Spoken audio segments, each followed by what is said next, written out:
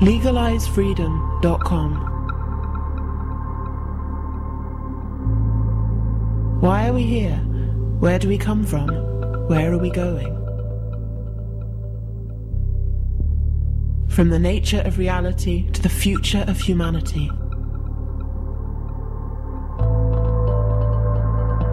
Beyond politics, poverty and war. LegalizeFreedom.com.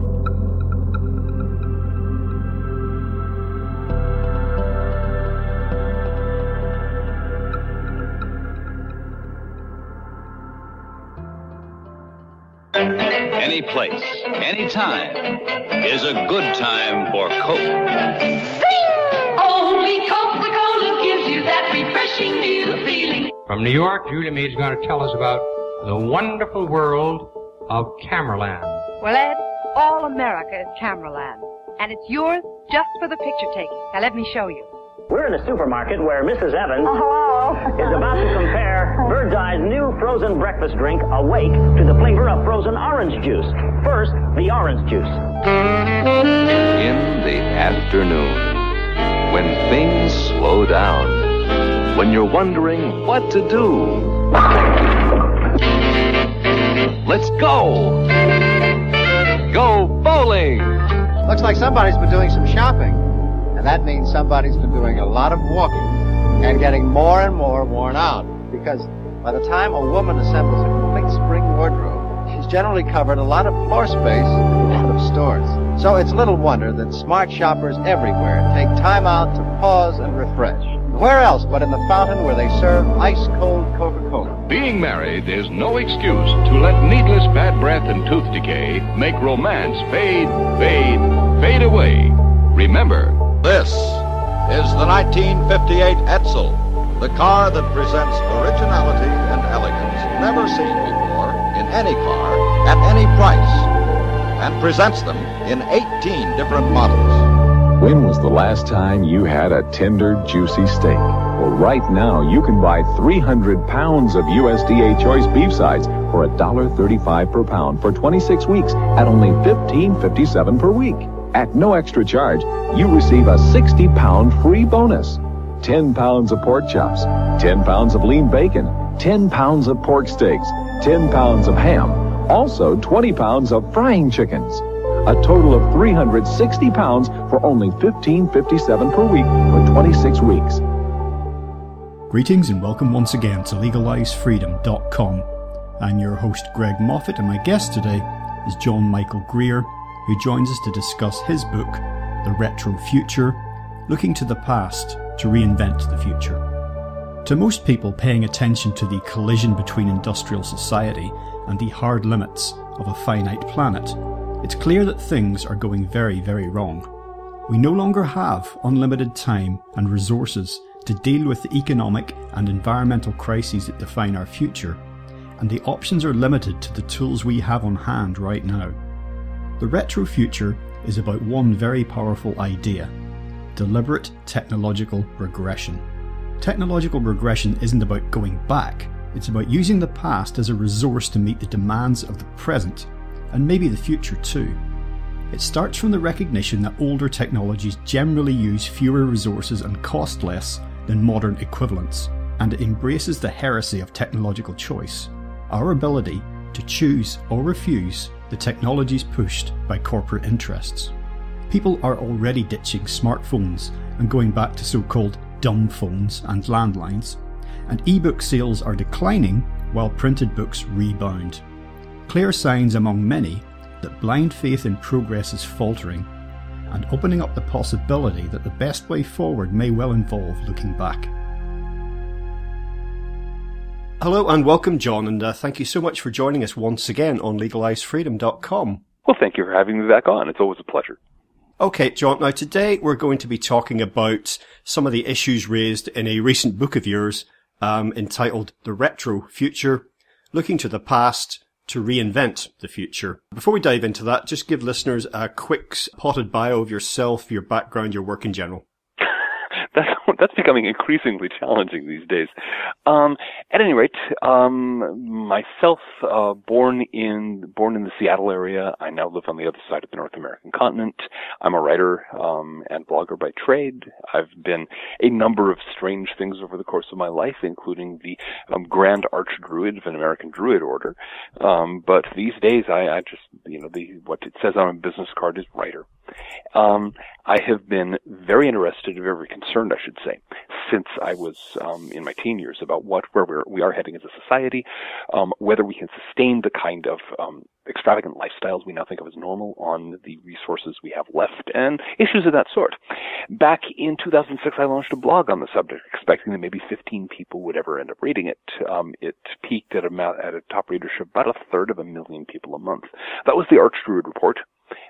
It was put to bed after 11 years when I moved to a different platform, and I'm now at ecosophia.net, ecosophia.net, and blogging weekly on a range of exceptionally strange subjects, including the future industrial society, but not limited to that.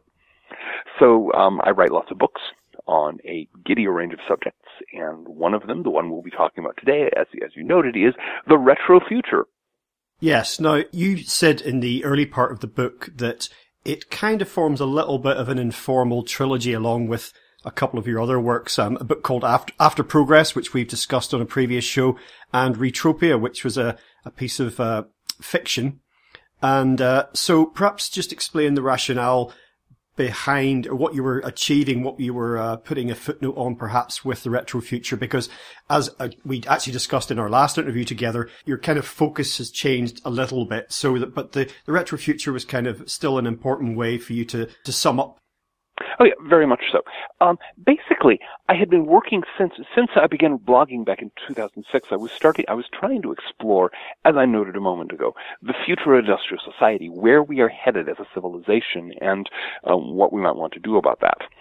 And so a lot of my early books had been primarily concerned with sketching out how did we get ourselves into the blind alley we're now in? What can we expect to happen? What can we expect what can industrial civilization expect? What can the United States of America expect on the downside of its imperial era? And so on and so forth. There are a range of different books. But one of the things that became increasingly clear to me as I blogged, as I published these books, as I dealt with publicity, as I dealt with questions, of course, and comments, is that the thing that stands in our way, the thing that is really the primary issue that we have to grapple with, is a religious faith in progress. Okay, people say, well, Christianity is our established religion, only in a purely legal sense, and only in, those parts of the world such as your country where that's legally the case. The actual established religion of the modern industrial world is belief in progress. Progress will save us. We are on our way from the caves to the stars. It's this grand mythological vision, and that increasingly has nothing to do with facts in the real world. And yet people won't see that. People are, even though they get up every morning and they go out into a world where everything is more run down, more polluted, more degraded, more disintegrated than it was 20 years ago. People are saying, no, we're still progressing, we're still on that, that imaginary journey to the stars. And so it became very, very much of concern to me to try to sort out, where did the myth of progress come from? How did it develop the kind of religious appeal that it has to people nowadays? And how can we take it apart, and what happens when that religion dies? Because of course religions do die, especially civil religions like the faith in progress. You think of what happened in the Soviet Union, okay? When everyone back in the Soviet Union's heyday was well, most people convinced themselves at least that communism was on its way to, liberating the whole world, and it would all be this, the perfect Marxist paradise where the state would wither away and everyone would get peaches and cream forever. Even though the Soviet Union was sinking deeper and deeper and deeper into dysfunction, it finally collapsed. That kind of thing happens often in history. We're facing that same situation with progress. So I started the first book in that trilogy, After Progress, is discussing exactly those issues. The second one, Retrotopia, it's a work of fiction, a work of utopian fiction, basically imagining a modern society, a fragment of the post-United States America after this country falls apart in the civil wars to which we're very likely headed. stands progress on its head and say, okay, why don't we just look at the past and say what works there and borrow that instead of trying to go forward? How about we look at what worked? Because what we're doing now doesn't. And so that was an interesting experiment. And then there's the retro future, which is buckling down and talking about, okay, here and now, we're dealing with a world in which progress has failed. It's a failed God. It is a failed religion. It's not going to take us to the stars. It's not even going to bring us a functional society of the sort we had 20 and 30 and 40 years ago. What do we do now? How can we keep the best achievements of the last 30 or 40 years while getting rid of the dysfunctional ones? How can we treat the past as a smorgasbord from which we can pick things that actually work? And so that's the basic theme of the retro future. It's an attempt to kind of wrap up much of what I've been trying to say for quite a few years now on my blog and elsewhere. And in a certain sense, it's kind of my final statement on the future of industrial society. Nothing that I have seen over the last dozen years or so has maybe changed my basic assessment of where we're headed, the things that I talked about in The Long Descent, the ecotechnic future, and some of my other earlier books on the subject. So it's really a matter of wrapping things up and saying, okay, this is where we are. This is what we can do about it. And there's actually quite a bit we can still do about it if we pull our head out of our and notice that the mythology of progress, the notion that progress will save us, that we have to keep on doing the same thing over and over again, even though the results are getting worse and worse. So that's kind of the potted story of the trilogy and also of the retro future. Well, sometimes, I'd like to reframe the very word progress, what that means, because it's almost kind of been hijacked, hitched to a certain type of development in a certain set of directions that are turning out to not be beneficial for us. I would say that a lot of the directions that we could go in, a lot of the developments that we could make that you sketch out in the book, to me personally, and certainly to you, would count as progress. Progress means, in my mind, okay, you can progress towards a disaster, I suppose, but progress as inherently positive means, moving to a situation which is better and improved. Given that definition, I think we'd both be advocates of progress, but it's a question of what it looks like. It's a bit like the notion of, like, the word global elite has kind of spoiled the word elite for us because they come to be associated with a certain type of group of individuals and institutions. With progress, it's now progress has to mean shiny glass and steel and AI and IT and all the rest of it. Oh, very, very much so. The difficulty, though, with just trying to, on the one hand, trying to take the word progress and turn it back. Now, of course, this happens all the time. When I was in my teens, for example, solar panels, solar heat producing greenhouses, this kind of thing were the cutting edge of progress. Nowadays, it's considered retrogressive.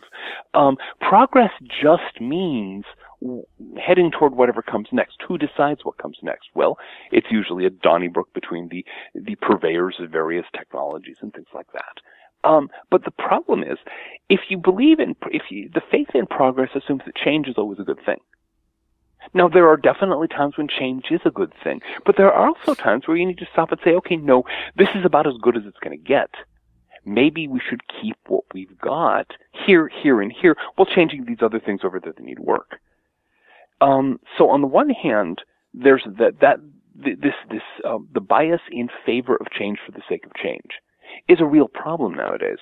Because we have reached, now here, I'm about to utter heresy, okay? I hope any true believers in the religion of progress, you probably want to cover your ears right now and, like, go pray to Elon Musk or whoever your latest deity is. There is such a thing as a point of diminishing returns. The law of diminishing returns applies to just about everything, okay? There is too much of everything. There is also too much progress. There are points where you can push things in any field. You can push things to a certain point and it gets better and better and then it stops getting better.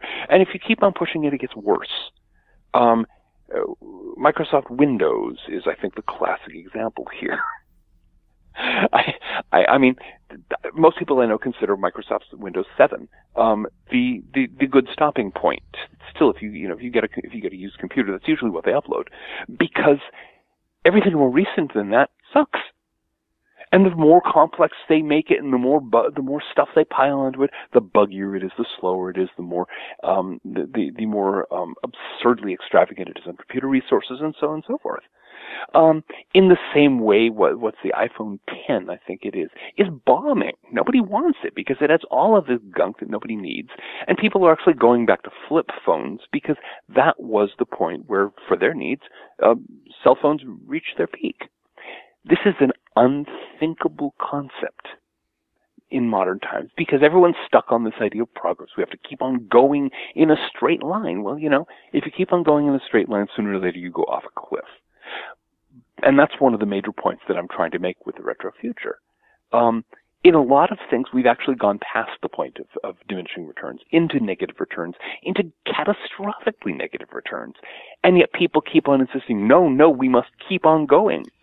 Yes, well, we are going to talk mostly about where we go from here and things that can be done, because as you pointed out, there is still a lot that can be done. But before we get to that, we will address just a couple more dimensions of the problem. You mentioned one of them just then, which is basically when new no longer means improved. And I think there's a lot of people now discovering to their cost that the latest versions of things, and this has been going on for some time, but it's getting worse, the latest versions of things are not actually delivering the same functionality, the same what they enjoyed about the original product. And even though there's still a danger that we can become acclimatized to this, that is to say, you can forget how good, relatively speaking, Windows 7 was after a while, particularly with new generations of technology now. They get released very quickly. That in itself may be a reaction to dwindling sales and fading love affair with new gadgets, if you see what I mean. But still, new versions of things keep coming out, and it's very easy to sort of like get in all of that whirl of development to get, as I say, lose sight of what was good about before. So yeah, when new no longer means improved is now really one of the major dimensions of what we're grappling with out there in consumer land. And that's the thing is, it's not merely that no longer means improved. Increasingly, new means less functional, less useful. And yeah, some people can forget that, but for how long? This is why we have things like, the big launch of the iPhone 10, which has turned out to be a bomb. They've had to cut their menu. They had to, of course, Apple had all kinds of exalted ideas about how much they were going to sell, and they've had to cut their manufacturing runs by half because nobody wants it. And in the same way, I remember when they used to charge money for Windows. Windows 10, they're trying to give it away for free, and nobody wants it because even at that, it's not worth what they're charging. And this is the thing. When it is less effective, when it's dramatically less effective, more cumbersome, more bug-ridden, more problematic, people do figure that out. Another really good example right here, and it's one that I track fairly precisely as a writer, the great ebook revolution. Okay? When ebooks first hit the market, we had the Kindle, we had all these other things, the Nook and so on, and a lot of the usual tech geek brigade were insisting at the top of their lungs that, paper books were completely obsolete and people would get rid of them, and it was just a total waste of time to print books on paper anymore. Everything would be electronic. And a bunch of people did pile into the e-readers and ditch their libraries. And then 6 months, a year, or 2 years back, they were going, what have I done? Because on the one hand, you can lend a book. You can't usually lend your ebook without the publisher getting pissy at you. And many of the publishers retain the right to simply erase the book from your reader anytime they want to for whatever reason. And there's all kinds of other problems. And also, there's a lot to be said for the simplicity, the convenience, the many advantages of the paper book. And so an enormous number of people who got rid of their books are now buying them back. And although a lot of people are still using e-readers, especially, it's convenient for travel, there are various uses, it's becoming more of a niche product. And sales of paper books are actually booming again. So here we have an example of a technology that went too far. And it's gradually, I suspect it'll be around as long as the technobasis to maintain it remains, although how long that will be, we'll have to see. But people are, I'm going to borrow one of Abraham Lincoln's phrases. You can fool some of the people all the time and all the people some of the time, but you cannot fool all the people all the time. People will sooner or later catch on to the fact that they're being rooked by the latest new techno gimmick, and they'll walk away. And they're doing it right now. They're doing it in a big way. This is why we have makers fairs. This is why a lot of old-fashioned crafts are booming these days, because people are tired of the trendy, tacky, sweatshop manufactured stuff that you get. And they're learning the pleasures of making something that is actually of some quality. It's interesting you just mentioning e-readers and decline thereof. One thing I've noticed, book publishing, for example, partly a response to the e-reader incursion, the assault, is that you had what you would call niche publishers or boutique publishers, even sometimes if they were little small imprints that appeared to be independent but actually owned by big publishing houses, but they were doing very nice editions of books, sometimes of classics, sometimes a new book would come out and just be a really beautiful object in itself. And it's a little bit like what happened in the music industry in response to downloading and uploading and all the rest of it and clouds, is that vinyl sales, for example, the last decade or so have been climbing steadily. Now, they're still very small compared to what they were back in the day, of course, but record companies have been focusing, and these days that can mean one guy in a spare room, have been making very nicely packaged products, pieces of craftsmanship in their own right, just beautiful objects. You can see this across a lot of different industries and a lot of different areas of products, not so much services, that's more difficult to do, but products being made. Just going back to handcrafting, or just really thinking about the materials you use and added value, but added value in a very physical way as a response to the non-physical, of the ebook, of iTunes or whatever it happens to be. So I think that in itself, the fact that that's growing, albeit still a very small proportion of the overall market, that's definitely significant, I think. And what started as a response to, the digital takeover, as it was seen as at the time, may actually end up being the cutting edge of something that starts to become much more mainstream in future. I think you're quite right. I've watched this in the publishing industry in a very large way. For example, I have a series of novels in process at this point. It's a long story in and of itself, but it's being brought out by a relatively small press. The first 2 volumes are out, and they're being produced. They're being initially released in a fine edition. And it's, beautifully crafted. It's hardback. It's the kind of book you just love to actually have. There's actually a fine edition, and there's the oh my god over the top edition. Because people are starting to wake up to the fact that the cheap mass market crap is cheap mass market crap, and maybe it's time to have something that actually brings you some pleasure to have.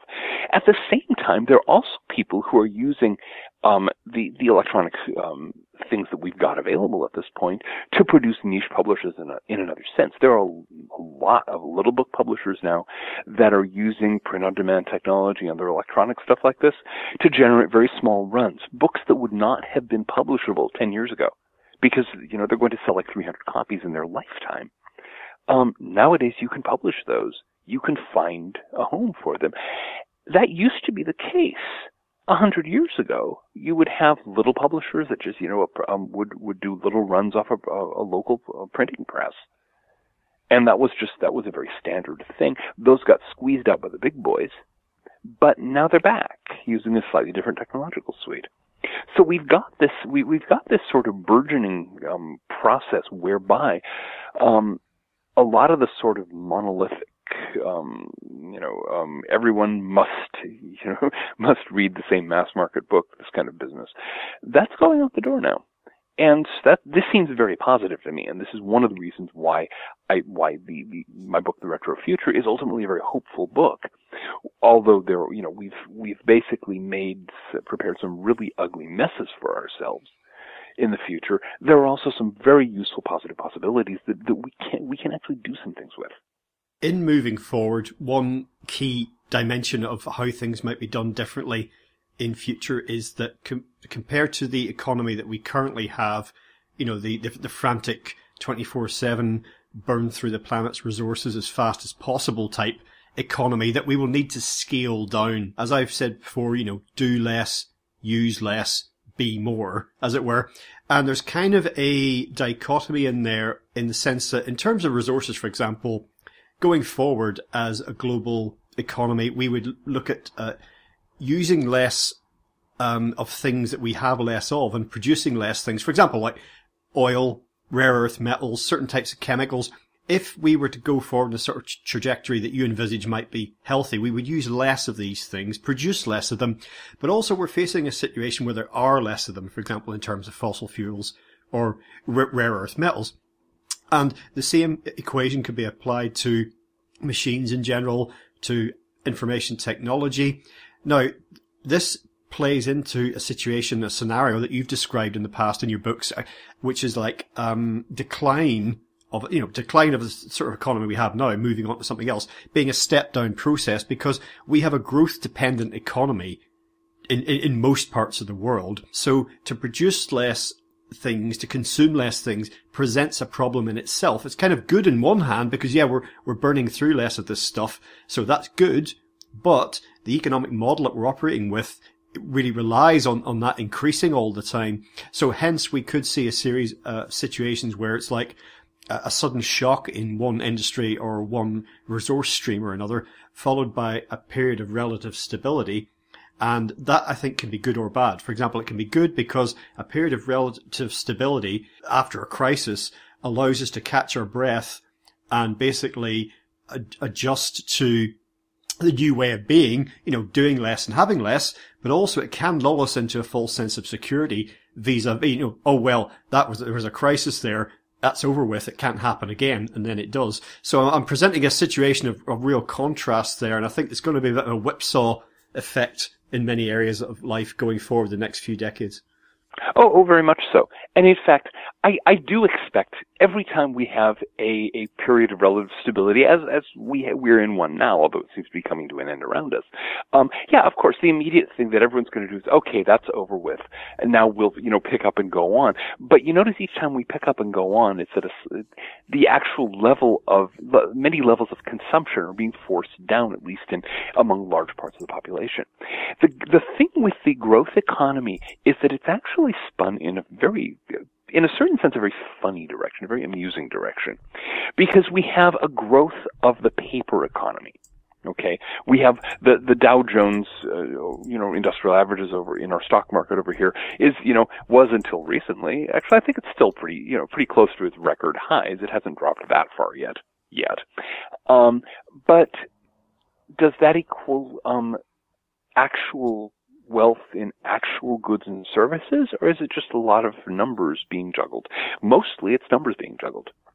If you go, if you go for a walk in most neighborhoods in the United States these days, it's pretty clear that almost everybody is poorer than they used to be. And the people who are richer, they're richer in abstract numbers. They don't actually have the goods and services that they used to have 20 years ago. Even the very well off. I mean, you take it back even further, and it's just astonishing. If you compare the lifestyles that are being lived by rich people in 2018 to the lifestyles that their equivalents lived in 1918, there's no comparison. Even the rich now are poorer in terms of actual goods and services than they were back then. In 1918, a millionaire in America lived like a monarch. They had the servants all around them. They had just this incredibly lavish, gorgeous, palatial lifestyle. Nowadays, not so much. They all own a lot of numbers. They all have, vast amounts of stocks and bonds and derivatives and this abstract set of numbers and that abstract set of numbers. But in terms of their actual lifestyle, they're compared to the golden age of the American elite before 1929, I should say. They're actually relatively impoverished. And this is the thing I think that needs to be paid attention to. It's very easy for a, quote, growth economy to continue with paper growth, where it's just a matter of, the stock market rises, the notional value of investments rise, the notional net worth of rich people rises, but what can they actually buy? What does their lifestyle actually support? For most people, at least here in America, every year, lifestyles become more impoverished. Lifestyles become less lavish. We go from the vast Cadillacs of my youth, these cars that were the size of boats, to the rather understated little cars that butt down the streets today. You go from sprawling suburban mansions. Of course, we have McMansions nowadays. They're made of ticky-tacky. You kick them hard, the walls fall down. Okay? But you go from the big, sprawling suburban mansions to the really smaller and more compact houses that most people live in America today.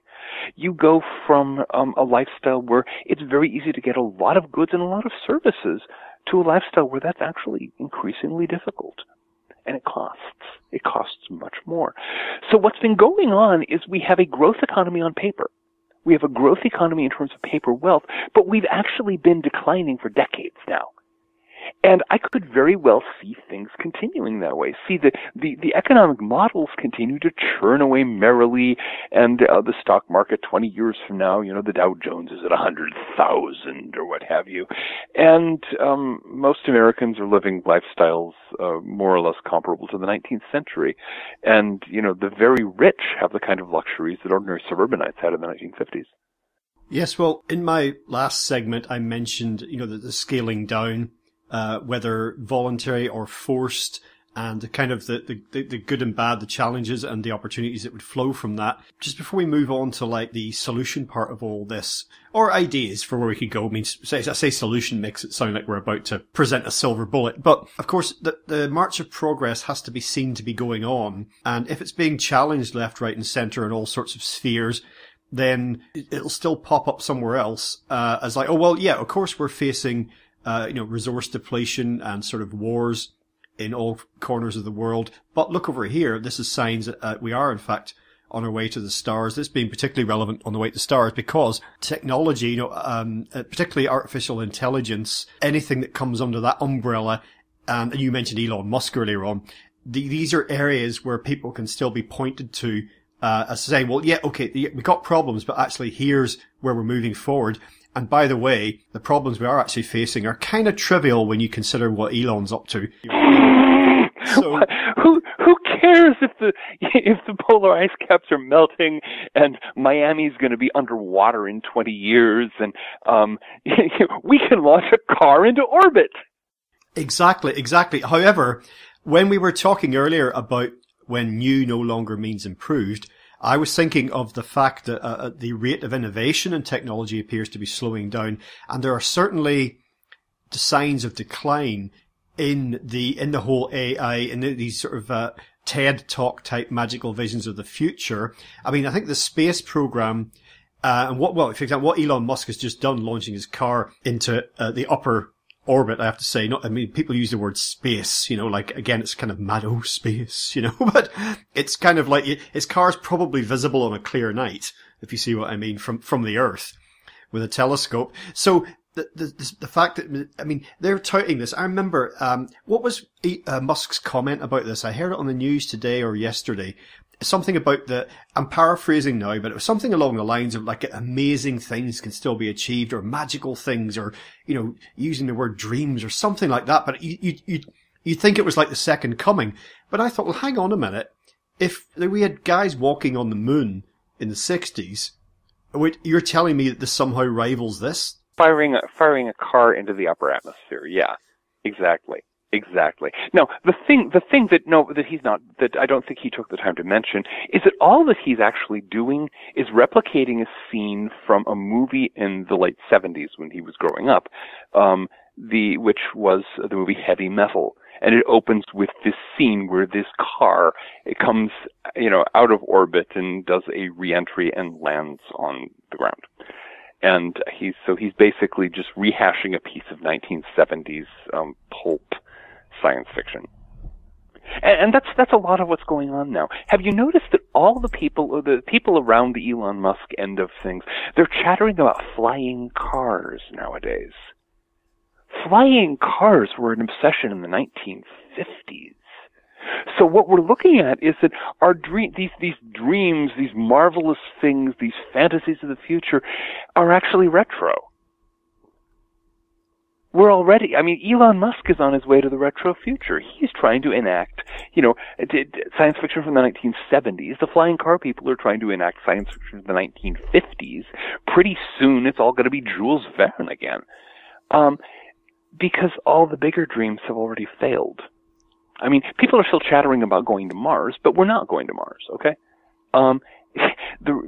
One of the things that everybody in the space, in the whole outer space end of things have been trying not to talk about for the last 30 years is that once you get outside the Van Allen belts, and by the way, the International Space Station and almost all space travel since the Apollo stuff has taken place inside the Van Allen belts. If you go out beyond them, you're facing hard radiation, huge amounts of hard radiation from the vast unshielded fusion reactor at the center of our solar system. Okay, it has been calculated repeatedly. By the time you get to Mars, stay on Mars until the orbits line up and come back, because Mars has no magnetic field. Remember, it doesn't have any radiation shielding. By the time you get back, you're going to be sick to death of radiation poisoning. Your chances of survival are not good. Your chances of dying of cancer in the next 10 years are, if you happen to make it through the radiation sickness, aren't good either. And so your chances of surviving the cancer are not good at any rate. So the problem, everybody's trying to edge around the fact that we're not going to the stars. We're not even going to Mars. Okay? It's all a bunch of daydreams. It's a bunch of old science fiction cliches that people grew up with, they're still stuck on, and they're starting to fall back. We've seen the gradual decline from, enthusiastic comments about zooming off to the stars to now it's fixated on Mars. I mean, Mars was a big deal last in the 1940s. And now, now it's flying cars down here on Earth. So you can see already the dreams are scaling downwards because it's beginning to sink in that it's not happening. And this is the thing. People are still pushing that. No. We're going to have our flying cars. We're going to have our domed cities. We're going to have, white tunics with shoulders out to here. You remember the old science fiction images. Exactly. Except it's exactly like the Soviet Union in its last 10 years or so, when you had people still insisting at the top of their lungs that yes, the glorious workers' utopia of the future is still going to happen. We will all eat strawberries and cream, when the whole system was cracking apart around them. What we can expect in the decades immediately ahead of us, and possibly fairly soon, is the collapse of that fantasy, the collapse of the religion of progress, the same way that the dream of communism imploded, where all of a sudden, across the modern industrial world, all those millions of people who have been, buying into the we're going to Mars, etc., are just going to go, we aren't, are we? Oh, well, what do we do now? and that's one of the reasons why I wrote The Retro Future. It's one of the reasons I wrote the novel Retrotopia, to talk about, okay, how do we combine the past and the present? How do we look through our history and say, what worked? And pick this, pick that, pick the other thing. Okay, so we've looked at some dimensions of our predicament, and we'll try and move things forward a little bit. Now, that's the problem. So the plan is deliberate technological regression. Though again, even for a lot of people, they'll hear technological regression and it will sound inherently negative because regression just doesn't sound to have a good ring about it. But we're not Luddites here. We can't all live like the Amish. And in the book you set out, you're basically looking at where we are in terms of technology and energy and the economy, unsustainable systems. So how can we put them on a more sustainable footing? How can we have something that we look back in the past? You've done a lot of this in detail in the book, what worked, and there were a lot of good technologies that have been sometimes quite old, very well established, that work very well, and as we said before, they've been replaced by things that some of which have been improvements, a lot of them increasingly are not, and this doesn't mean some kind of great step back en masse to some kind of vision of the past, because renewables, for example, you mentioned earlier about solar in the early days of that, can work perfectly well alongside older, proven, appropriate or sustainable technology. And in fact, you even you mentioned steampunk culture in the book as one way of trying to get people to vision what it might be like, that to actually have a future 50 years, 100 years, 1,000 years from now where we haven't gone back to the caves. We haven't regressed, in psychological and social ways, but we've just finessed and found actually a more appropriate suite of technology that works for us and that we can actually use over the long term. Exactly. And you've touched on the most important theme of the retro future, which is what I call the heresy of technological choice. It is part of the religion of progress, and especially part of the marketing of the religion of progress, that you don't get to choose what technologies you use. Whatever technologies the nice men from the nice corporations want to sell you, you just run right out and buy and throw out everything else you earlier had because it's more progressive and you have to be progressive. No. And the alternative, of course, they're the one, the marketers of progress are always saying that if you go back to a flip phone, you might as well move back into a cave. Okay? If you don't have a cell phone at all, I'm talking on a landline right now. I don't do cell phones, okay? But if I do a cell phone, I must obviously be in favor of the social customs of the 1950s. No, watch the illegitimate flat lumping together of the past as a single thing. Okay? That's done all the time. People will say, well, you can't turn the clock back. Well, I don't know about you, but I do it every fall when daylight savings time ends. You can't, but it's not a matter of turning back the clock.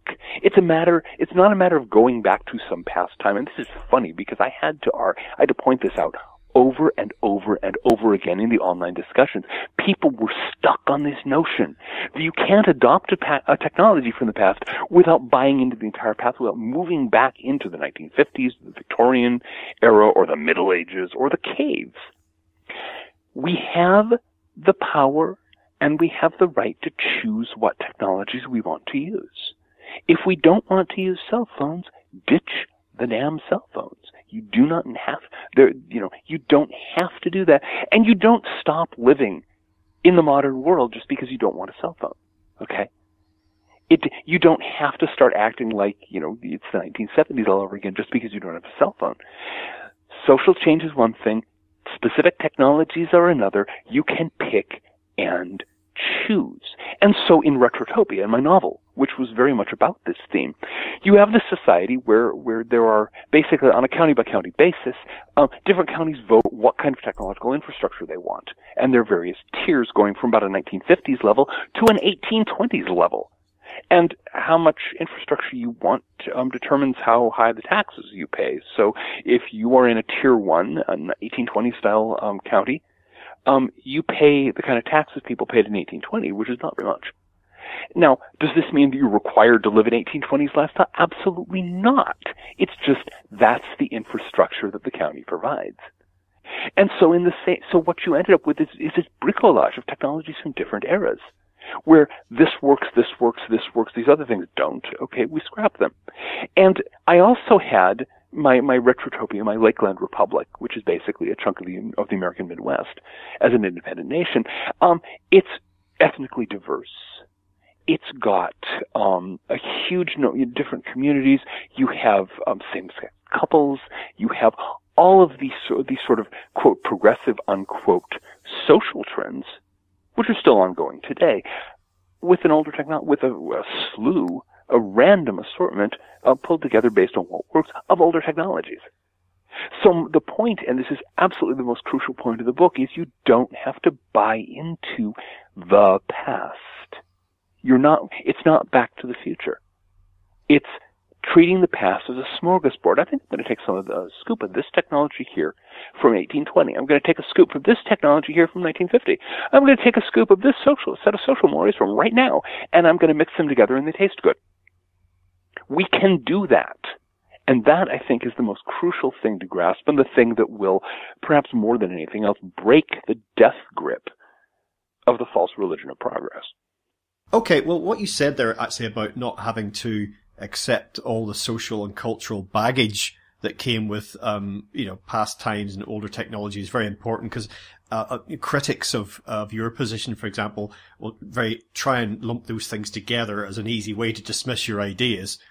But, it's patent nonsense, as you say. We don't have to do that. And in fact, one of the things I liked about the Lakeland community in your novel, really, was just how civilized everything was. And I think the key thing about it, reading about the best aspects of it, the characters going to a hotel for some cocktails and dinner or whatever, buying a newspaper, doing a lot of the things that we recognize today. The fact was, what made it work was that it was on a scale and at a speed that chimed with us as human beings, if you see what I mean. And I think one of the main issues going forward is that what we do must be at a smaller scale and slower. And again, those are, of course, painted as negative by many people, but we've clearly reached a point where many things are on too big a scale for us to be able to cope with or to manage or to sustain or to afford.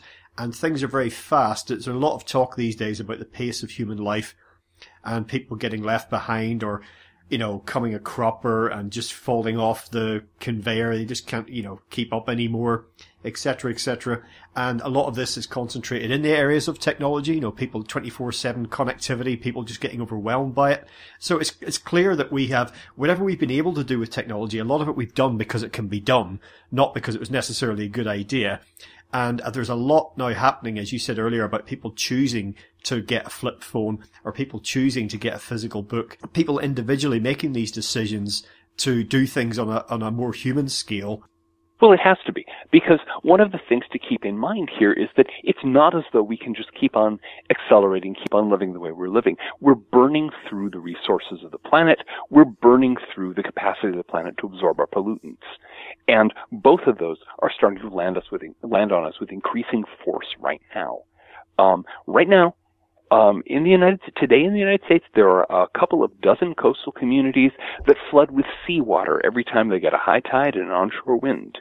These are communities that did not used to have seawater in the streets. Miami Beach is 6 inches underwater at a good high tide these days. That's just getting worse. Of course, the fires we had out in California over the summer and fall, and the thing is, this is happening all over the world. So we can't just keep on doing what we're doing. And so one of the things that I've been talking about for a very long time now, and it deals with how we can adapt to the situation, how we can respond constructively to it. The slogan is collapse now and avoid the rush. Since we are all going to be living with a lot less energy, a lot less connectivity, a lot less technology, start doing that now when you have time to learn how to do it and do it comfortably. Start doing it now where you can save some money and put that into making the transition a little easier for you. Start doing it now so you don't have to scramble for survival. You're already there. You're already comfortable. And this is something I know an increasing number of people who are doing it, whether because they heard me rabbiting on about it on a podcast or a blog or something, or simply because, you were talking a moment ago about people falling off the treadmill. These days people are looking at the treadmill and going, I think I'm going to step off the treadmill because it's just a treadmill. Because why do I want to be on the treadmill? And so, yeah, as you're saying, people are doing this.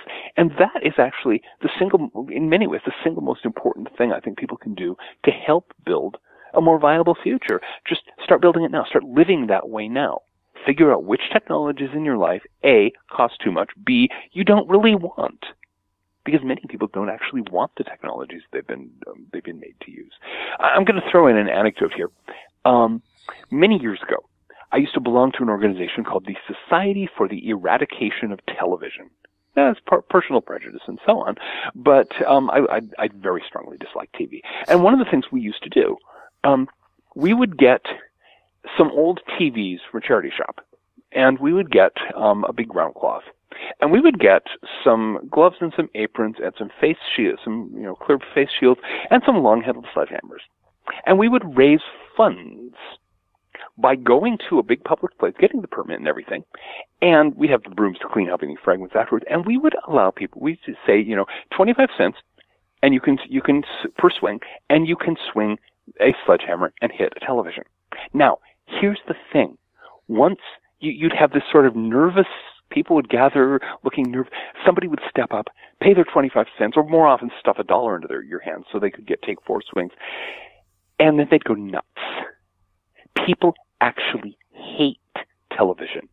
They hate it with a screaming passion. You have not, you've never really experienced this until you've watched some attractive woman in a nice dress and heels and well made up hair, screeching like a banshee. She stuffed a $20 bill in your hand for to go into the coffers, and she's screeching like a banshee, wielding this long-handled sledgehammer, reducing a television to powder because she hates it so much. Because she knows perfectly well this thing is eating her life and eating her mind. So I look at that, and I look at the other people. I know a lot of them who have stopped. They've gotten rid of the television, and now they have free time. Or they've gotten rid of the cell phone, and now they have some freedom. They don't have people harassing them 24/7. Or they've got rid of this, they've got rid of that, they've gotten rid of the other. They've taken up an old-fashioned craft, and all of a sudden they're producing useful and beautiful things, and everyone's going, whoa. And all of these things, they're making these changes, and their lives are better because they're collapsing ahead of the rush, because they're backing away from things that are way past the point of diminishing returns. Things that are dysfunctional, things that are harmful, things that mess them over. This is the wave of the future. Regress, deliberate technological regression, saying, no, I'm not going to have that technology. I don't want it anymore. It doesn't do anything for me. Bye. That's the future. I remember when I was a student, we had a big old TV in the house that I shared with a couple of other guys. It was one of the, obviously not flat screen, way before that. So it had a tube in it, and it was almost as deep as it was wide. I mean, it took two of us to actually get it out of the house into the backyard. This is when it stopped working. I think maybe we came home one night from the student union. Maybe we were a bit worse for wear. And, one of the guys that I lived with, it was a bit of a, I think in America you've got the term Anglophile for people who are kind of into British stuff. I'm not sure if there's, whatever the equivalent of a British person who's into American stuff is, this guy was one. So he had a couple of baseball bats because he was into baseball. And I picked his aluminium, or as you would say, aluminum baseball bat up and went into the yard and, set the TV up, on top of the barbecue actually. And I just went at I hadn't taken the precaution of covering myself up, but I just went at the screen with a baseball bat, and the tube exploded, showered me from head to toe in fragments of glass. So we would have encouraged back in the day. We would encourage you to have the face screen, the apron, and the big heavy gloves, so as to keep the fragments of glass down. But I bet you felt really good when it exploded. It was visceral, because I've never really been one for physical activity, and that was a visceral thrill, I have to say. Exactly. No, the last television I ever owned, actually my wife owned it, but this is shortly after we moved in together. Before we were married. There was some crisis or other. She'd been given the television by her brother because he couldn't stand the thought that some people would not have a television. So he stuck it in the closet underneath the vacuum cleaner.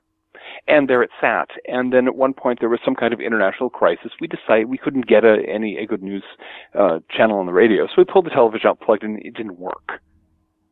Something had stopped working while it was sitting under the vacuum cleaner. So I looked at my wife, and she looked at me, and I said, "Can I?" And she said, "Please."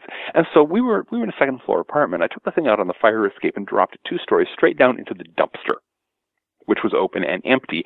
The flash and bang as the picture tube imploded was really the most entertaining thing that had ever been on that television. And so, yeah, there's much to be said for this. And I didn't have the advantage of being somewhat worse for wear, but then I didn't have to pick any glass fragments out of my clothing, so. Yeah, that's true. Yeah, I was doing that for the next 48 hours, I think, finding glass in all sorts of places. Well, before I move to my next point, there's a couple of things that have popped into my head. One directly from your book, The Retro Future, of course, which is what we're talking about, and one from my own personal experience, which you might not have heard about. The one from your book was, and I went straight to the internet to look this up. We've been talking somewhat about technologies from the past that were extremely good for what they were, but they've passed into history, presumably never to be revived, but actually it might be a really good thing to think about when we're looking to solve some problems in future. And thinking about shipping, I had never ever heard of these things called windjammers that you talk about in the book, because they had a relatively short life, in terms of like they were developed and then suddenly became, as the economy and the market at the time determined, obsolete. Now I looked up, the first thing I did was a Google image search, or sorry, I say Google, your preferred search engine, image search, and I thought, my God, look at these things. They're absolutely awesome. The last big commercial sailing ships, windjammers, 4 and 5 masts, 6 and 7 sails to the skies. They were huge. They carried immense cargoes. You can find, probably in your local public library, books by Alan Villiers, who actually was a sea writer, basically. He wrote ocean stories and stories about his travels, but he actually grew up as a kid sailing these windjammers to and from Britain to Australia and back again. And there was this entire world of big wind-powered transport ships, not the fast clipper ships. These are things that kind of lumber along, frankly. But if you're carrying, a couple of 100,000 tons of grain from the Australian wheat fields to markets in Britain, it doesn't matter if you lumber a little bit. And so, there was this entire world of these things. The technology is still known. The technology is understood. It's documented. We could bring these things back into use. And you know what? They use no fuel but the wind. They're amazing. Well, yeah, exactly. So it's a really good example of something that we'd all recognize. It's a big sailing ship, but actually it's not horrendously inefficient or antiquated or outdated. It does what it was designed to do very well, and it would still be, if it didn't have, and it may not have in the future, if it didn't have the competition from modern equivalents, suddenly it would become viable again.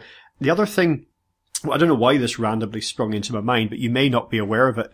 When I was in Iceland, I've been there several times, and my host, I remember on the very first day, advised me when I went off to take a shower. He explained how the hot water was generated. Now, as many people to their cost may remember, Iceland is a volcanic island, still very actively volcanic. And I don't know if it's right across the whole island, but it's certainly in Reykjavik, the capital, and when I was also in a small town on the complete opposite side of the island, the hot water in the apartments was volcanic. And that was pumped up from the depths of the earth, in Iceland, not actually very deep. And it's basically free hot water, if you see what I mean. So that's how they're using nature to their advantage. Now, the only disadvantage, and this is what my host was warning me about, is that the shower in the bathroom and, well, in the hot water generally in the house smelt of sulfur. For people who don't know what that smells like, it's basically rotten eggs. That took some getting used to. Oh yeah. No, geothermal water heating. There was a huge attempt to do geothermal as a way to generate electricity. That was a big thing in the 1970s. It didn't work too well because it's hard to get enough concentrated heat to run a turbine or something like that. But for something like hot water, it's a perfectly sensible use. And so when you've got a volcanic, you got hot layers of rock not too far below the surface, it's a great thing to do. You've got all the hot water you could possibly need. In the same way, in areas that get a lot of sun most of the year, solar water heaters work extremely well. Now, these things dropped generally out of use for the same reason that the windjammers dropped out of use, which is that they could be outcompeted by cheap fossil fuels. As we run out of cheap fossil fuels, and we're rapidly running out of cheap fossil fuels, I think we all know, these things are going to come very, very much in handy. And all that matters at this point is that enough people learn how to make them and learn how to run them. Fortunately, solar water heaters are still in very wide use in large parts of the world today. That's not a problem. Windjammers, smaller sailing vessels are actually already profitable these days. There are people who are doing specialty cargo shipping. Just little cargoes, nothing large enough to fit in a container. Okay, but you want small cargoes to take from say Britain to the east coast of North America and back again. Luxury products, things like that. A schooner is a perfectly economical way to do it because it costs you nothing for fuel, and so there are people already doing that who are paying for their boats. and paying the salaries of the crew by, swinging by Ireland and picking up top-end Irish cheeses and taking them by schooner across the Atlantic to sell in luxury stores in Boston and New York.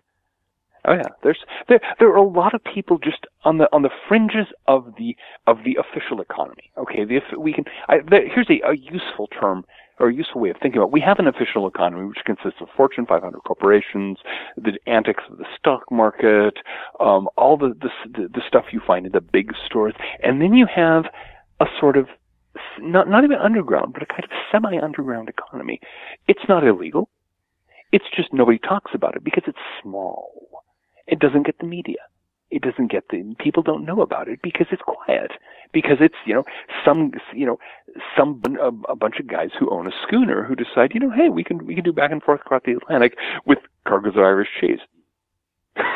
and they're doing it. And they're making a living at it. And that I think, there's a real tendency when we look at the mess we're in and the big problems to think, well, the only possible solutions are these grandiose projects. No, actually, what's actually going to help most is individuals making choices in their own lives. We've got to start at the grassroots, or it's not going to make any difference at all. And so the people who are doing things like that, the people who are ditching their televisions, the people who are picking up old crafts, the people who are collapsing now and avoiding the rush, those are the people who are building the future. And the Elon Musks of the world with their orbital cars, 100 years from now, people are going to go, Elon who? Well, thinking about some further dimensions of the future, how things may pan out, there's a lot of talk these days about recycling, in response to kind of various environmental concerns, but in a much more profound, large-scale way, recycling is going to be an important part of the future, I think. Certainly, from the perspective that you're setting out in your book, salvage, repurposing things, whether it's a case that resources are not available to us anymore, just they run out, they've been depleted, or whether we don't have we can't afford to run the technologies to manufacture things the way we did in the past. I mean, an example that you've given more than once in your books is the amount of structural steel that exists in the world. It's absolutely colossal, and that can be recycled, repurposed, reused for many different things for centuries ahead. So whatever the pros and cons of the way of living, the economy, the lifestyle that gave rise to all this stuff, there's a lot there that we will need and want to call upon to use again. It's actually very common in the downside of the life cycle of civilization for people in the aftermath to use what's left over from the civilization as their major resource base. For centuries after the fall of the Roman Empire, the usual place you got building stone was to go to the nearest former Roman city and just walk away with blocks of building stone. And yeah, we'll be in exactly the same kind of situation for, here in the United States, probably 1,000 years. People will still be breaking open concrete to get the rusted rebar out of it. Because rust is iron ore. Very pure iron ore. It's easy to smelt. So, but on a broader level, yeah, exactly. We've got all of the resources. We've got the intellectual resources. We've got the knowledge base. We've got the physical resources. We've got all kinds of stuff that have been gathered together over the course of our age of extravagance. And many of those things are going to be extremely useful in the age ahead. Some of them won't be. I'm quite sure that a lot of what is left over from our civilization, people in the future are going to look at and say, why? But that's usually what happens. Exactly. And there's a few other manifestations that are moving of this type of phenomenon, that are moving from the niche and the trendy and the sort of thing that the well-off can afford to do as a kind of a virtue signaling sort of luxury, into more mainstream arenas. I'm thinking now of the general trends that you might call share and repair, whether it's carpools or, a community workshop from which you can borrow tools, why do we all need to have like an electric drill, a jigsaw, and necessarily, do we all have to have a lawnmower if we've got like, a 6 foot by 6 foot lawn sort of thing? And, But also some of these community workshops will do things like repair your toaster or your kettle, or these things that currently are cheaper to throw away than to actually repair, and repairing them is often impossible. So all this kind of share and repair culture is definitely, and sometimes through necessity, you know, people just can't afford it, but people are also actively choosing this. Mm-hmm. Well, so the thing is, necessity is a good thing in this case, because one of the great things about necessity is that it tells you what you have to do. And since there's a lot of things that we have to do, and a lot of people are having a certain amount of cluelessness in getting around to doing them, I'm very much in favor of necessity.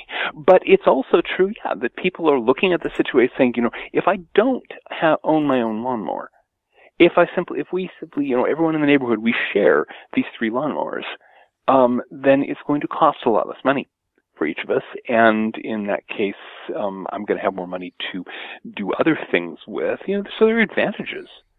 And, you know, as with some of the things we talked about earlier, you know, you get rid of your television, you get 4 to 6 hours a day of free time that you didn't have before. And, wow, what a concept. And so, yeah, there are huge advantages toward collapsing now and avoiding the rush. There's a huge advantage to looking at the very extravagant way in which we live today, looking at it and saying, okay, what are the ways that we're living that just don't work anymore? What are the ways that never really did work? What are the extravagances that we can just say, go away, let's do something simpler, that might actually make our lives better? That's a huge place to start. Because one of the deep dark secrets of the glorious utopia of progress, of technological advancement, of the world that progress has made around us, it sucks. For most people nowadays, living in the modern industrial world sucks. And it doesn't have to. And the reason it sucks is not that we don't have enough machines and we don't have enough technological gimcracks and techno-trash of various kinds, is because we have too much. It's because we're spending all of our time running our machines and much less time actually having a life. And so that's one of the places where we can get, where this kind of thing can really get in a foothold, when people realize, hold it, my life sucks and I can make it suck less by getting rid of the cell phone. I can make it suck less by getting rid of the television. I can make it suck less by doing something else with my time other than playing with a machine. I can make it suck less by, you know, sharing tools with the neighbors. And so on and so forth. There's this vast range of things that all actually benefit the people who do it. And of course, we were talking about heresy, or I was talking about heresy a while ago. That is, I mean, that's not merely heresy, that's blasphemy to say that, you know, getting rid of machines can make your life suck less. But it's true. And that's one of the things that a lot of people are beginning to figure out now.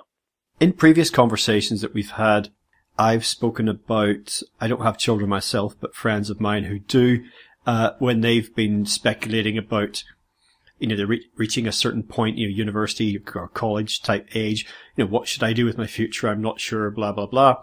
And they're looking at some of the popular options put before them, like, you know, do business management degree or whatever. Or maybe you want to do humanities, you know, which is, again, totally non-vocational, but, you know, valid, of course, but, you know, in the current economy, what would that lead to? And I've said to them, consider doing something practical, something useful that you could learn, a real skill that you can be with you all your life. And I think going forward, whether it's young people wondering how to begin making their way in the world, maybe it's older people who've been made redundant in the economy. As a society, if we can develop, cultivate, encourage, nurture practical skills, right through to perhaps aspects of our sometimes moribund cultural life, that could be a very good thing. I mean, everything from low-tech construction skills and engineering, how to bake good bread, how to make good beer, how to repair shoes. You know, I don't know how to do that. How to give a good haircut. Now, that wouldn't really apply to you, but... And from a cultural point of view, are you a musician? You know, maybe there will always be a need for something beyond bare necessities. You know, storytelling. And all of these things are things that have had value in human culture from time immemorial. And I had a friend today, in fact, I'd never heard of them before, but I've got a friend here who's part of a reenactment society, and he told me about the Society for Creative Anachronism. which I then remembered, oh, hang on a minute, I read about that in John's book.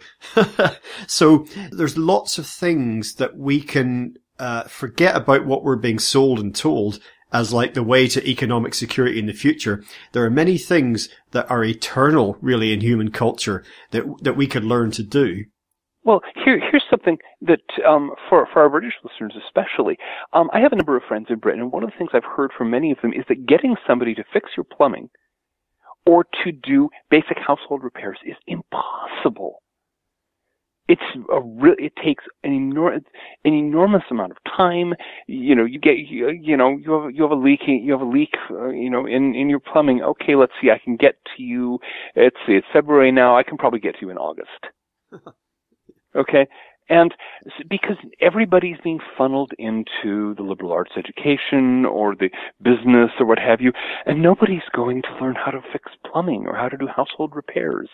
If I were asked to advise a young person in Britain today what to do, become a plumber, get your plumbing apprenticeship, go through the process, learn how to fix pipes, and then hang out your shingle and go around and fix people's pipes.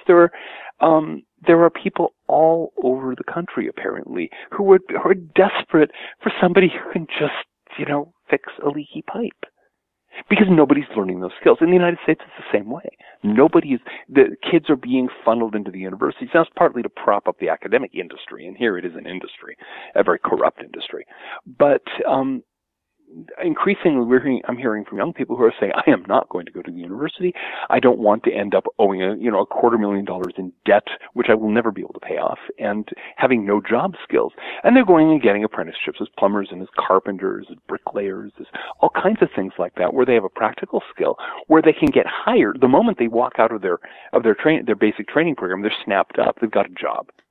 And, they're working with, a more experienced plumber or more experienced electrician or what have you, whatever they're into, and going around, they're on the job immediately. And by the time they've done that for 10 or 15 years, working for somebody else, they're ready to go out on their own. They have they have a lifetime career ahead of them doing stuff that actually the people will pay them for. Will, hand over money in wads to say, please fix my pipes. And so, yes, you're absolutely right that there's a lot of skills, a lot of really straightforward skills that the entire educational system as it currently exists is meant to discourage you from doing, because everybody's obsessed about propping up the universities and no, we've got to have lots of people who have degrees in post-colonial film studies, which is fine, mind you. Post-colonial film studies are very important, but that needs like 2 professors a year in the United States. That's the total number of openings. And if you're not going to be one of those 2 professors a year, maybe, instead of the a couple of hundred graduates a year who all end up flipping burgers if they can find a job doing that. No, get your plumber. Go apprentice with a plumber. You'll be much happier. And if you want to study post-colonial film studies on your own time, do that thing. Oh yeah, I'm sure there's lots of like plumbers and electricians who are into like philosophy and metaphysics and stuff in their evenings, That's fine. That's fine. Oh yeah, actually I know some of them. I know a guy who's an electrician who is very deeply into philosophy and things like that. And yeah, he puts in his 8 hours on the job site doing, running cable and doing things like that. And then, and it's a problem solving thing. It's not dumb work at all. It requires a lot of knowledge. And then they go home and have dinner and they sit back and, pile into a volume of Nietzsche or what have you. So yeah, that's something that a lot of people used to do, and a lot of people can do it again. Speaking of similar sort of developments, share and repair, and what we've just been talking about, localism is something that we've discussed before in interviews, and also, in slow movements. Localism meaning, local production of stuff that's consumed locally. It can mean things like local currencies. And the slow movement obviously is an established actual thing. Slow food and all the other things that are slow, but they're also a response to some of the hyperspeed developments that we've been talking about. But they call it slow, for example, and they emphasize local, but really, again, this reflects what I was saying earlier. It's human scale in terms of size and speed. So slow, again, can be interpreted as a negative, can't it? Oh, it's so slow, if everything takes so long. But actually, slow food, to use my favourite example as the aspect of the slow movement, isn't it much better to have time to enjoy your lunch rather than just grab a McLunch that you stuff down your gullet before you have to race back to the office, Exactly. No, seriously, if you have a mug of good beer, you want to take some time drinking it. And in fact, one of the reasons that we have this rush, hurry attitude nowadays is, again, so much of our lives suck. And we want to rush away from this thing that sucks, away from that other thing that sucks, get through a meal that sucks fast enough that we don't have to pay attention to how bad it tastes, and then go back to a job that sucks, and we keep ourselves running at top speed so we don't have to notice how much it sucks. And but when you stop and catch your breath and slow down, then you suddenly go, why don't I do something else? Why don't I get some food that's worth eating? Why don't I find a job that's worth having? Why don't I live a life rather than having a lifestyle? Here, get a life. And these things are possible. And slowing down is a crucial part of it because you have to get back to the human scale. And we have those choices. Of course, we try to convince ourselves we don't. And the vast number of advertisers and marketing people and propagandists of every kind love to convince us that we don't have that choice. Don't believe them, folks. They're lying to you. You have the choice. You can slow down. You can step off the treadmill.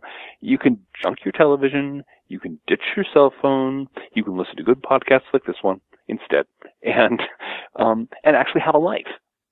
In response to what you just said, people do, and anyone who's listening to this may experience some pushback in some of these areas if they're deciding to make some changes in their life to get a little bit more control over their technology and their time and where things are going. And in your book, The Retro Future, you give the example of Sarah Chrisman and her partner, husband, I can't remember exactly what, from Port Townsend. They're basically their choice, what they've decided to do is basically have what we would understand as a Victorian lifestyle. Now it seems from my looking at even though they do have a web presence and a Facebook page and everything else, that just seems to be the period of time that appeals to them, and it seems that the aesthetics they're very much into. But regardless, they've just decided to, we're having this particular lifestyle. It's what works for us. We like it. But I was disappointed, but perhaps not surprised to read about some of the retaliation. And I don't think that's too big a word. And it's interesting what motivates that. Mm-hmm. People, the thing is, people, remember, progress is a religion. People believe in progress the way medieval peasants believed in Christianity. Okay? And so if you find somebody who is rejecting progress, that means they must be evil. And so the Chrismans who have, from any other perspective, these people have the least problematic hobby on the planet, okay? They like to live a Victorian lifestyle. They ride the big penny farthing bicycles with the big front wheels. They dress in Victorian styles. They cook Victorian food. That's just what they want to do. And people lose it. People accuse them of being personally responsible for everything awful that people in the Victorian era ever did. Because the past, remember, is the hell from which the Messiah of progress is saving us, just as the future is the heaven toward which the Messiah of progress is leading us. So, by living their lives and being happy in a Victorian lifestyle, the Chrismans are They are blaspheming against the great God of progress. And they're also producing horrible cognitive dissonance in everybody who is a true believer in progress, because these people, the Chrismans, are happy doing what they are, and you're not supposed to be happy in the past, remember? And so remember, all these people whose lives suck, who are dealing with the modern conveniences, such as they are, who are stumbling their way, buying the things they're supposed to buy, believing the things they're supposed to believe, listening to the chatter of the television by the hour, and the Christians are having a good time. Now, of course, there is that Puritan streak in the Western world's religion. And Puritanism has been defined as the sneaking, horrible suspicion that someone somewhere is having a good time. And that's a lot of what's going on here. People are progress Puritans. And the thought that somebody might be having a good time by enjoying the past, oh my God, it's like having sex or something. But to my mind, the Christians, again, are the wave of the future. They're, a little more single focused than I would want to be.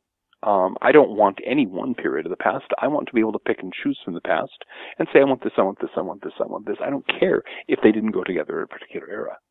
But what the Christians are doing is showing off that awkward thing, freedom of choice.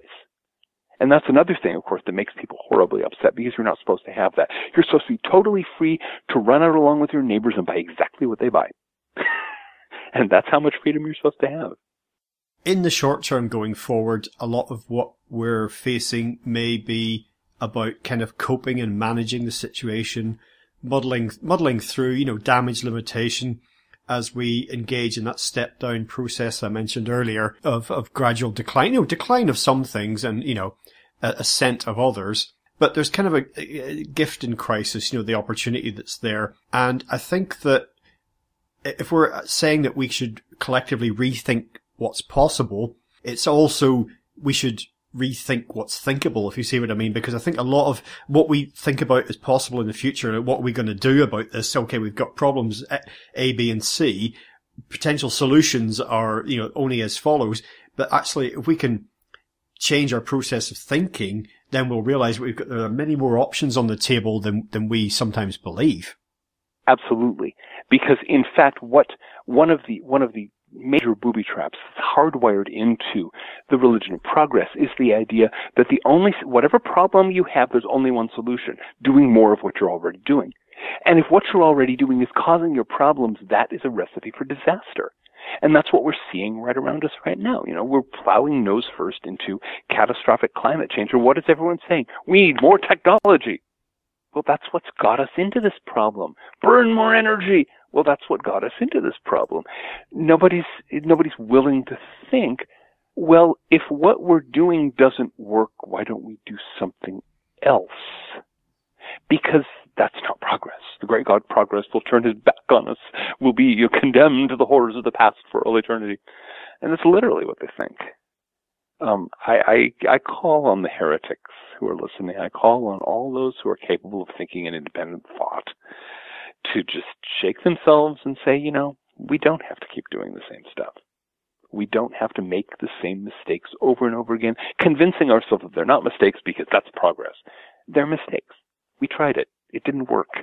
Let's do something different. And let's start by looking back at what worked in the past and saying, well, if this object that I have in my hand, this high-tech gizmo, doesn't work, chuck it. And that thing that we had back 20 years ago that did work, let's do that one instead. That's all I'm saying. Well, just a closing thought, really. You've been very vocal in the past about pointing out how black and white visions of the future, utopia or dystopia, Mad Max or Star Wars, that these are not just the only choices open to us, and that's generally not how things happen anyway. It's just that they're convenient because they provide for people visions of absolute disaster, therefore there's nothing we can do, or absolute triumph, therefore there's nothing we should do. You mentioned collapse now and avoid the rush. Despite last admissions for that maybe being closed, there's still much that can be done. And it's worth pointing out that we've been talking about historical precedents for a lot of what's going on, but the utopias and dystopias of the past that were mooted, everything from Space 1999, I don't know if you remember that series, through to Death Race 2000. Now, I'm putting emphasis on the dates there, 1999 and 2000. The point is that these have not materialized. There's probably a reason for that. Yeah, exactly. There is nothing more educational, really, than to go back to like the 1950s and read articles about what kind of life we're supposed to be living right now. I hope I'm not going to shock anyone by saying that all those predictions were dead wrong. They were just completely dead wrong. All the mainstream predictions. There were people who more or less figured out what was going on, but they were way out on the fringes, like you and me.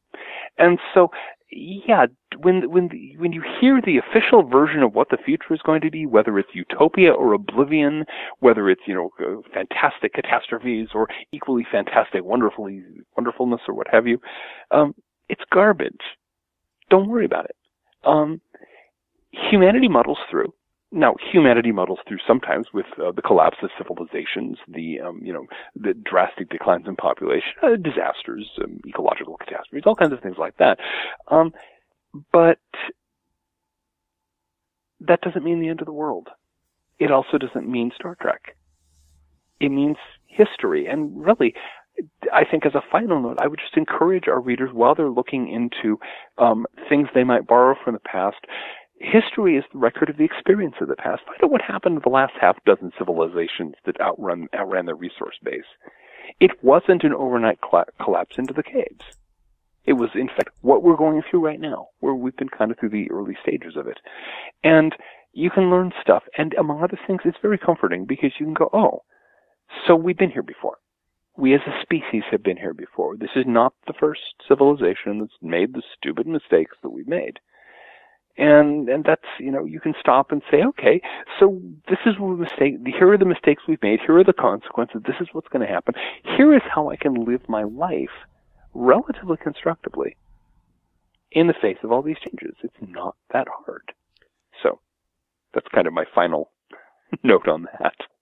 Okay, John, well, today we've been talking about your book, The Retro Future, Looking to the Past to Reinvent the Future. That's widely available. Perhaps you'd like to, just in closing, tell listeners about your blog, Ecosophia, as we mentioned earlier, and any current or forthcoming publications. I know, for example, that the aforementioned Archdruid report, you've got a lot of that being made available currently in a series of print editions, which personally I'm looking forward to getting my hands on. Mm-hmm. Yeah. So my blog, ecosophia.net, ECOSOPHIA.net. That has weekly posts on a wide range of giddy subjects. I also, the Archdruid report, I think the first 4 of 10 volumes of the collected Archdruid report are now out. The other 6 are in process and should be out shortly. Other than that, let's see, what do I have coming out right now? I don't have any more books on the future industrial society in process just at this moment. I'm mostly working on books on the history, various historical topics. I have a book out on the way on the history of secret societies. So that, it's kind of a coffee table book, but it was fun. And then I'm, as I had mentioned earlier, I'm doing a lot of fiction these days. I have the first 2 volumes of a 7-volume series that takes the fantasy of H.P. Lovecraft and stands it on its head. The Tentacled Horrors, they were the good guys all along the deal. The Weird of Hali is the series, the first 2 volumes, Innsmouth and Kingsport, the rest are in process. So that's kind of where I am. Well, John, once again, thank you so much for joining us again today on LegalizeFreedom.com. It's always a pleasure.